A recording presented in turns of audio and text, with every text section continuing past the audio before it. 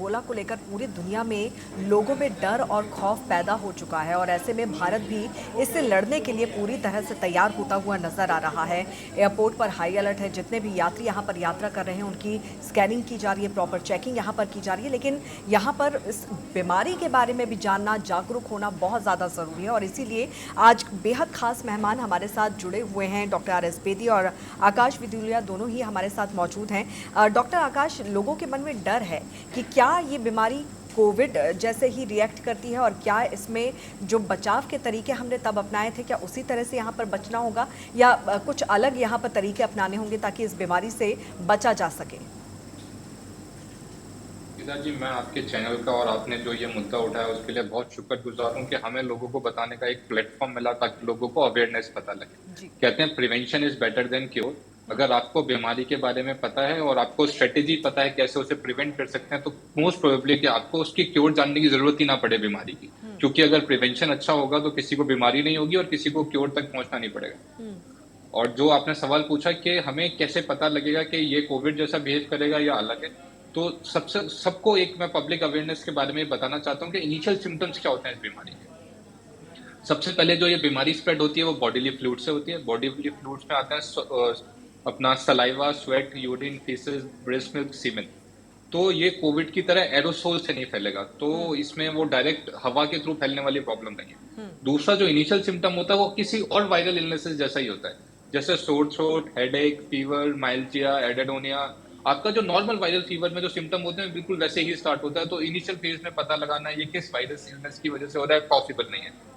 But जल्द ही ये बीमारी कॉज करती है abdominal cramps, diarrhoea, vomiting, intestinal symptom, तो leads to kidney failure, liver failure और blood changes. Blood report will show changes of this parameter. इसके बाद जो सबसे बड़ी प्रॉब्लम है, जो कहा जाता है कि Ebola causes a hemorrhagic fever, तो इंटरनल ब्लीडिंग और एक्सटर्नल ब्लीडिंग का रिस्क बढ़ जाता है। Internal bleeding leads to sudden fall in blood pressure, leads to sudden death. आंखों में रेडनेस आनी स्टार्ट हो जाती है, बॉडी पे रैश आना स्टार्ट हो जाता है और एक्सटर्नल ब्लीडिंग, गम से ब्लीड करना, एनल म्यूकोसा से ब्लीड करना, अलग अलग साइड से ब्लीड करना। इसीलिए इसको हेमरेजिक फीवर की कैटेगरी में डाला जाता है। तो अगर आप में से किसी को, होपफुली किसी को ये सिम्टम होंगे ही नहीं, क्योंकि इनिशियल सिम्टम तो सबके कॉमन है, तो वहां तक अगर ये कॉम्प्लिकेट होकर आगे तक जा रहा है तो जल्दी से जल्दी अपने नियरेस्ट हॉस्पिटल जाना है और अपनी पूरी ट्रेवलिंग हिस्ट्री उन्हें बतानी है कि मैं पिछले टाइम यहाँ ट्रेवल करा, आई कम इन कॉन्टेक्ट विद फॉरनर्स और I went for a foreign trip, यहाँ ऐसा सब कुछ। क्योंकि most probably contact history tracing करना सबसे इंपॉर्टेंट पैरामीटर है आज के टाइम पे इंडिया में इबोला डायग्नोस करने के लिए। दूसरा, आपको जब भी ये इनिशियल सिम्टम आ रहे हैं आप इनको नॉर्मल फ्लू की तरह कंसीडर ना करें। बेटर है जाके एक बार डॉक्टर को दिखा लें और ट्रीटमेंट ले लें, क्योंकि नॉर्मल फ्लू है तब भी जल्दी ठीक हो जाएगा और कोई और कॉम्प्लिकेशन है तब भी। पैनिक लेने की जरूरत नहीं है। यू शुडंट गेट पैनिक कि ओ अब मुझे तो सोट हुआ है, नॉर्मल वायरल फीवर है और मैं सोच रहा हूँ मुझे इबोला हो गया, अब आगे क्या होगा, मैं स्ट्रेस आउट हो रहा हूँ। ये सब चीजें करने की जरूरत नहीं है। The government is doing it's work, the health care providers doing their work very efficiently. आपको बस सही समय पे सही जगह जाके अपने सिम्टम्स बताने, then rest will take care of by the hospital management and the government of India। और लकीली एक जो चीज, अच्छी चीज इसमें यह है कि इसमें जो स्प्रेड रेट है, जो स्प्रेडेबिलिटी ऑफ डिजीज होती है, वो कोविड जितनी हाई नहीं है कि एक इंसान से बहुत ज्यादा लोगों को इन्फेक्शन नहीं होता। मोस्टली एक इंसान से इन्फेक्शन होता है उनके फ्रेंड्स एंड फैमिली वालों को, जिसके साथ वो touch to touch, body fluid contact, beddings और ये सब शेयर करते हैं। दूसरा मोस्ट कॉमन रिस्क फैक्टर है हेल्थ केयर प्रोवाइडर्स को, कि उनके पास पेशेंट आ रहा है, they taking the samples, they taking the blood sample, they taking saliva, faeces, urine samples, तो उनको उससे स्प्रेड होने का रिस्क है। तो दो लोगों के लिए अलग अलग स्ट्रेटेजी है। जो लोग घर में रहते हैं और आसपास रहते हैं वो कोशिश करें कि अगर किसी को वायरल इलनेसेस या कुछ है तो उसको अपने घर में अलग बेडिंग और सब कुछ प्रोवाइड करा जाए। दूसरा, हेल्थ केयर प्रोवाइडर जो यूनिवर्सल प्रिकॉशंस है, मास्क, ग्लव्स और जो भी इनिशियल प्रिकॉशंस है कि you should use a hand hygiene properly, हर बार ऐसे पेशेंट को टच करके जिसको कोई वायरल इलनेस है सोप या वाटर से हाथ धोना चाहिए, सैनिटाइजर यूज करना चाहिए। एक प्रॉपर जो पीपी, जितना तो अभी मुझे लगता नहीं इतनी जरूरत है, बट ये भी इट्स इन प्रोटोकॉल। अगर आपको लग रहा है कि कोई भी सस्पेक्टेड केस है तो you should use a proper PP equipment and you should know how to dispose them well, जो हमने कोविड के टाइम पे करा है। तो आज एट प्रेजेंट, आज हम यहाँ बैठे हैं, हम आज की बात कर सकते हैं, आगे का हमें नहीं पता। तो आज देख के ऐसा नहीं लगता कि हमें एक और पेंडेमिक होने वाला है, लेकिन the world is very dynamic, कुछ भी कभी भी चेंज होता रहता है। तो क्या पता स्टार्टिंग में कोविड के इनिशियल डेज में भी नहीं लगा था कि इतना बड़ा पेंडेमिक हो जाएगा। तो आज अगर आप सतर्क हैं, अगर आज आप अच्छे से प्रिकॉशंस लेते हैं, तो होपफुली ना आपको, ना आपके घर में, ना आपके आसपास किसी को इबोला वायरस होगा। बिल्कुल।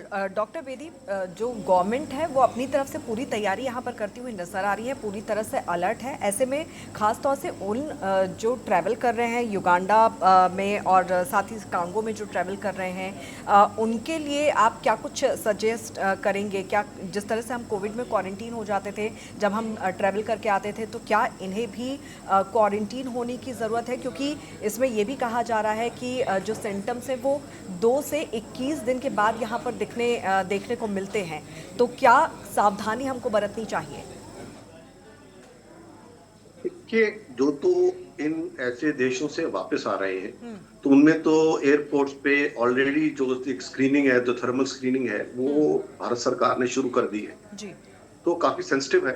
तो एक तो ये सबसे बड़ी है, और जहां पर अगर उनको लगेगा कि कोई भी शक है तो क्वारंटाइन या जो भी कुछ करना पड़ेगा वो जो है under the instructions of that जो वो अपने डिपार्टमेंट है उसके हिसाब से उनको देख के रिस्क फैक्टर जो है वो कितना है उनको बताया जाएगा उस मरीज को, या मरीज होने की संभावना जिसको लगती है कि ये आगे कैसे कैसे एहतियात आपने बरतने हैं। तो मैं समझता हूँ कि अगर जब आउटब्रेक का समय है तो इन देशों में जाना अगर बहुत ही ज्यादा जरूरी नहीं हो तो अवॉइड करना चाहिए, इसमें कोई दो राय नहीं है। और मैं समझता हूँ कि सिर्फ भारत की सरकार ही नहीं, कांगो, युगांडा, ये सब जो सरकारें हैं ये भी काफी ज्यादा ऑलरेडी अवेयर हो चुकी है, और वहां पर जो ये इसके प्रिवेंशन के जो मेजर्स हैं वो बहुत तेजी से लिए जा रहे हैं। उसमें WHO भी पूरी तरह से इन्वॉल्व है। बिल्कुल। डॉक्टर बेदी, बहुत अच्छी बात आपने यहाँ पर की है कि सरकार पूरी तरह से तैयार है, लेकिन इन केस अगर यहाँ पर इबोला का मामला सामने आता है या एंट्री यहाँ पर हो जाती है, तो क्या हम उससे लड़ने के लिए, उसको ट्रीट करने के लिए तैयार हैं? देखिए, इसमें दो तरीके के हैं। अगर आप कहें कि स्पेसिफिक ट्रीटमेंट है तो एंटीवायरल मेडिसिन जो हैं वो देते हैं, मगर वो कितनी कारगर सिद्ध होंगी इस बीमारी के अगेंस्ट वो अभी तक पता नहीं है। हाँ, इसके अंदर अगर हम इसका ब्लड प्रेशर मेंटेन रखें, जैसे ICU में सारी जो ट्रीटमेंट प्रोटोकॉल्स होते हैं, हाइड्रेशन ठीक रखें, ये सब चीजें जो है, इलेक्ट्रोलाइट ठीक रखें, और जो किडनी फंक्शंस हैं, लिवर फंक्शंस हैं, ऑर्गन जो फेलियर की तरफ ताकि लोग ना जाएं, ये सब चीजें जो है ये अगर करें तो हो सकता है कि ये जो मौत की दर है वो कम हो जाए। इसके अलावा जैसे मैंने पहले बताया कि आउटब्रेक के दौरान एबोला वायरस जो है उसकी अगेंस्ट वैक्सीन बन चुकी है और वो इस्तेमाल भी की जा चुकी है। अगर इसकी जरूरत पड़ी तो मैं समझता हूँ भारत सरकार बिना किसी देरी के ये वैक्सीन जो है यहाँ पर लगाना शुरू करेगी। और मगर ये है कि अब ये रूटीन वैक्सीन नहीं है, ये बहुत जरूरी एक मैं बात करना चाहता हूँ। अगर आउटब्रेक होगा और सरकार अगर ठीक समझेगी टेस्ट करने के बाद, तो उस टाइम पे ये जो वैक्सीनेशन है ये की जा सकती है। बिल्कुल, तो डरने की, घबराने की बिल्कुल यहाँ पर ज़रूरत नहीं है। सावधानी यहाँ पर बरतने की ज़रूरत है, क्योंकि सरकार अपनी पूरी तरह से तैयारी बरत रही है और जागरूक यहाँ पर करना हमारी जिम्मेदारी है, वो हम यहाँ पर करते हुए नज़र आ रहे हैं। आप दोनों का बहुत बहुत शुक्रिया इस चर्चा में शामिल होने के लिए और तमाम महत्वपूर्ण जानकारियाँ साझा करने के लिए।